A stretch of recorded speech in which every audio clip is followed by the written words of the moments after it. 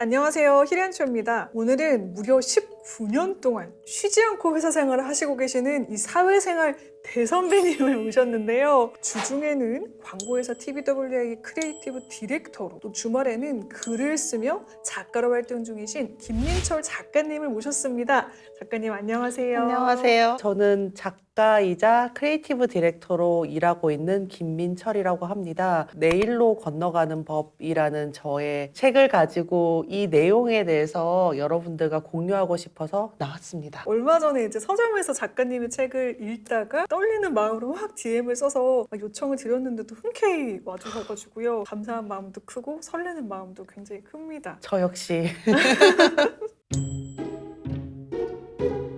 카피라이터로 일을 시작하신 다음에 지금은 이제 크리에이티브 디렉터로 SK텔레콤, 네이버, LG전자, 일룸 등의 광고 캠페인을 담당하셨는데요. 이렇게 한 회사에서 19년 넘게 멈추지 않고 좋아하는 일을 계속 하실 수 있었던 그 비결, 팁이 있는지 노하우가 궁금합니다. 오래 다녀야겠다라는 마음을 없애는 게 중요합니다. 그것이 목표가 되는 순간 짓눌릴 것 같아요.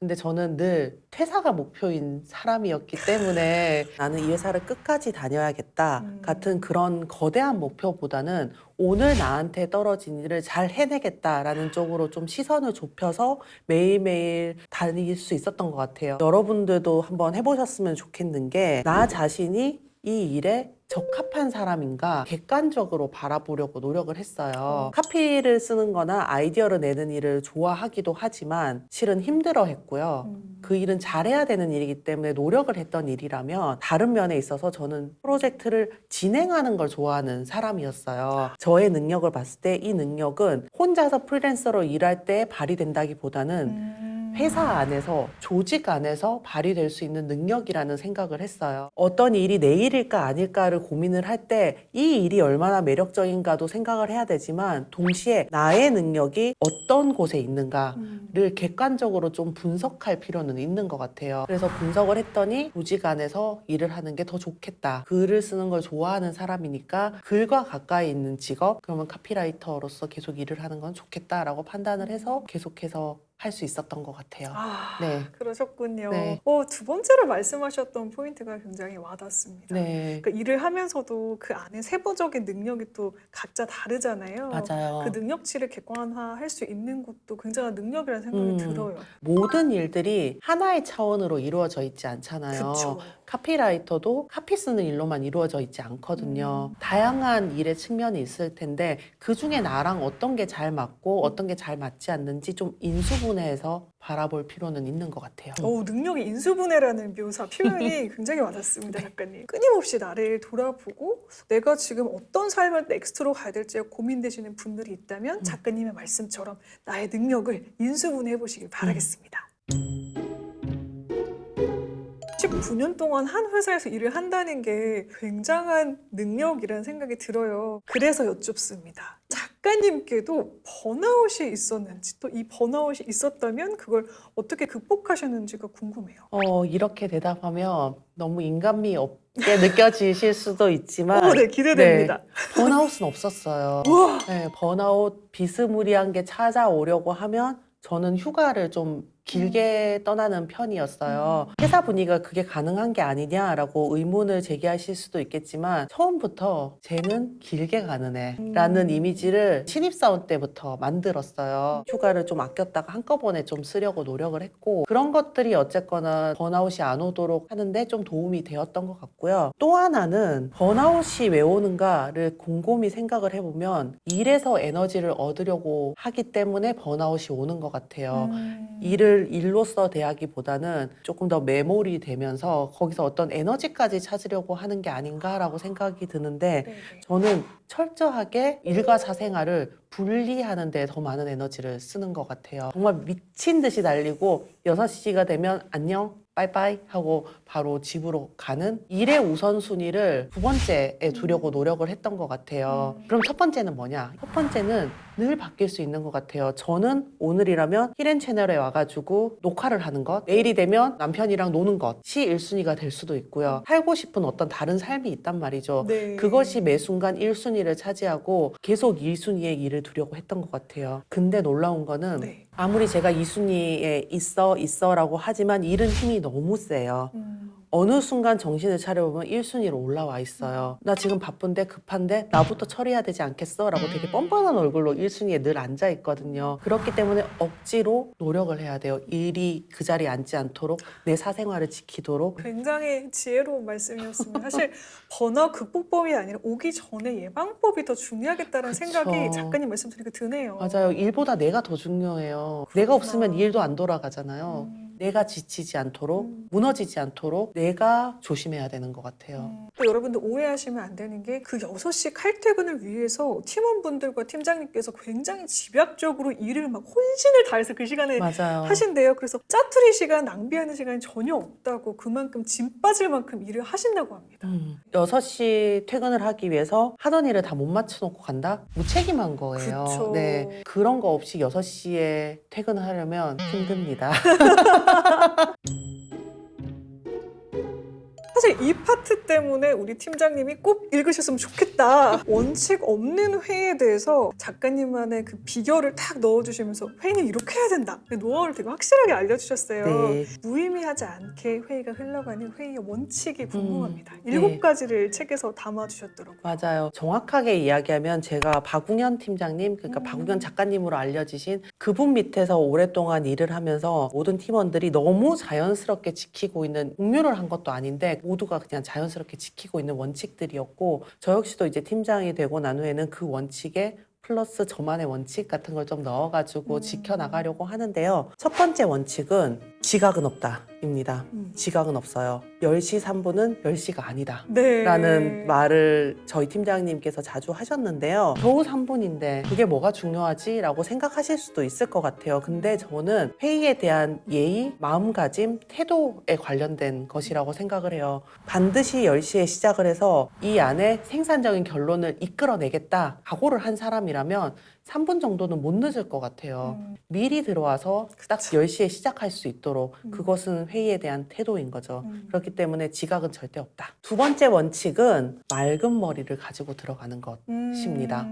왜 맑은 머리를 가지고 들어가야 되냐 하면, 그 회의가 생산적으로 흘러가기 위해서는 사람들이 하는 말들을 계속해서 들으면서 계속해서 이 맑은 머리로 생각을 하고 계속해서 질문을 하고 합의점을 찾고 이렇게 하기 위해서는 회의 준비보다 더 중요한 거는 그 회의 시간 안에 있을 때 어떤 태도를 가지느냐. 그래서 맑은 머리를 가지고 들어가야 된다. 세 번째 원칙은 마음을 활짝 열어야 된다. 아, 저 네. 이 원칙 굉장히 좋았어요. 네네. 인턴이 말하는 아이디어와 대표님이 말하는 아이디어는 똑같이 하나의 의견이다. 우리는 같지 않게 늘 받아들이는데, 그렇게 해서는 좋은 아이디어를 알아볼 수 있는 눈이 생기기 힘들어요. 사람을 지우고 어떤 내용인지 그쪽으로 더 집중을 하는 것, 그게 반드시 필요하다고 생각을 합니다. 네 번째 원칙은 말을 많이 해야 된다는 것. 비판, 논쟁, 토론, 이 회의에 생명력을 가져다 줘요. 말을 하는 게 조금 어려울 수 있어요. 처음 입을 여는 게 네. 힘들잖아요. 네. 무슨 말부터 해야 될까를 고민하기 마련인데, 저는 연습한 말이 근데였어요. 근데라고 말을 하는 순간 모든 사람의 눈이 저에게 와서 꽂힙니다. 당연히 머릿속은 백직장이 되는데, 그래도 입을 뗐기 때문에 어떤 식으로든 우리는 그거를 문장으로 귀결시키려고 해요. 그 연습을 계속하다 보면 자연스럽게 말을 하고 있는 자기를 발견하게 될 거예요. 회의실 안에서 특히 말을 할 때는 정답을 말을 하려고 노력하지 않아도 돼요. 의견을 말을 하는 거니까 여기 앉아있는 사람들에게 생각할 거리를 던져준다라는 느낌으로 말을 좀 계속 많이 하다 보면 훨씬 더 생산적인 회의를 하게 될 거예요. 정말 중요한 거는 윗사람이에요. 회의 시간에 말을 하고 싶도록 만들어줘야 되잖아요. 누군가가 말했을 때 그거를 평가하는 게 아니라 들어주는 거죠. 그 안에서 답을 찾을 수 있겠네요. 맞아요, 맞아요. 5번째 항목으로 연결이 되는데, 회의실 안에 모두는 평등하거든요. 존중을 받아야지 좋은 아이디어가 나오고 좋은 분위기가 생성이 된단 말이죠. 처음에 팀장이 됐을 때는 말하게 만드는 게 너무 힘들었어요. 결국 들어주는 사람이 있다라는 확신이 생겨야지 그들도 말을 하게 되더라고요. 그래서 그 확신을 주려고 계속 노력을 했던 것 같아요. 6번째 원칙은 아무리 긴 회의도 1시간을 넘지 않는다. 저도 잘 지키진 못합니다. 팀원들이 이거는 1시간이 넘어야 되는 회의다라는 거를 잘 판단을 해줘요. 이거는 10분짜리 회의, 이건 30분짜리 회의. 그래서 시간 배분을 좀 철저하게 하는 편인 것 같아요. 네. 그리고 마지막이 가장 중요한 건데요. 다음 회의까지 무엇을 해야 되는지 명확하게 알고 나가야 합니다. 대충 끝났나 보다 쫄래쫄래 나가면 안 돼요. 우리는 오늘 이 회의에서 무엇을 결정을 했고 다음 회의 시간까지 그러면 진도를 어디까지 나가야 되는 건지 나는 어떤 일들을 해와서 보여줄 건지를 명확하게 모두가 알고 나가야지 로스가 없어요. 모두가 머릿속에 같은 로드맵을 그리고 같은 지도를 가지고 있는 것 그게 매우 중요한 것 같아요. 말씀 들으니까 이렇게 일하면 마지막에는 책임감도 생기겠다. 맞아요. 네, 주도적으로 내가 무언가를 또 해야 되니까요. 맞아요. 미래의 팀장님들 꼭 적용해 보시길 바라겠습니다. 이 아이디어를 끌어내서 이거를 성과로 만드는 팀장님 간의 회의 진행 노하우, 센스 있고 자연스럽게 말 얻는 법, 일명 숟가락 얹기 기술을 소개 부탁드리겠습니다. 회의 시간에 누군가가 좋은 아이디어를 이야기를 하잖아요. 다른 사람이 내놓은 아이디어인데 그게 좋다고 생각이 되면 바로 숟가락을 얹습니다. 그거 너무 좋은 것 같아요. 너무 재밌을 것 같아요.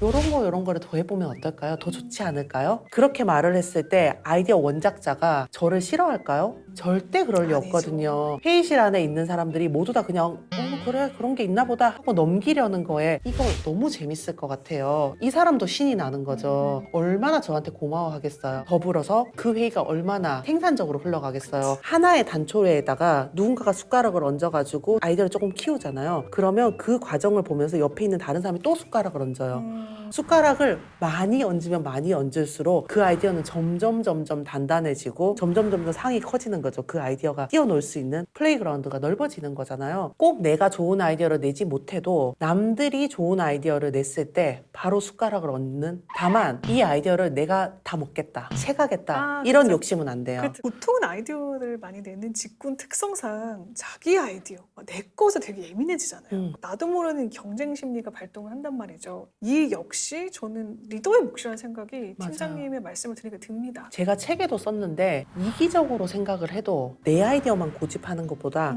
우리 아이디어를 키우는 게 훨씬 더 나한테 도움이 돼요. 왜냐하면 내 아이디어가 끝까지 살아서 가는 것만을 인정을 한다면 실은 살면서 회사를 다니면서 그런 경우는 몇 번 없거든요. 그쵸. 그러면 나의 성과는 고작 한 줌이에요. 내가 나의 이기심을 내려놓고 우리 팀 아이디어를 좋게 막 하려고 하잖아요. 그러면 그 모든 성과들이 다 내 거가 되는 거예요. 이기적으로도 그게 훨씬 더 좋습니다. 결국에는 좀 더 크게 볼 수 있는 눈을 그렇게 경험을 통해서 알게 되겠네요. 그쵸.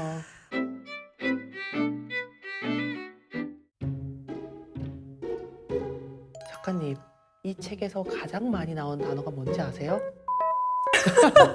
그만 이야기해. 다 알고 싶지 않아. 일터에서 사랑받는 사람의 특징.